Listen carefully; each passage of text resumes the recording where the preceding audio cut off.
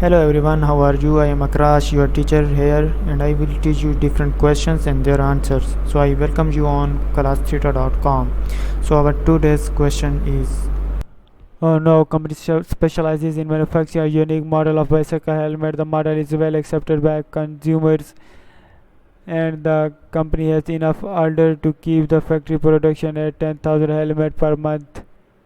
Ohno's monthly manufacturing costs and other expenses that are follow: rent on factory equipment 11,400, insurance on factory building 2,390, raw materials 78,000, utility costs for factory 910, supplies for general office 390, wages for assembly line workers 63,400, depreciation on office equipment 830, miscellaneous material 1,420, factory manager salary 6,600, property taxes on factory building 4,470, advertising for helmet 40,400, sales commission 10,990, depreciation on factory building 1,650, and answer the question is direct labor wages for assembly line workers 63,400, production cost equal to 63,400.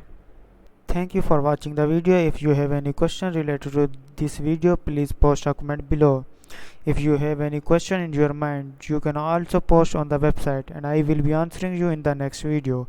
Thank you for engaging with us. Until next video, bye bye.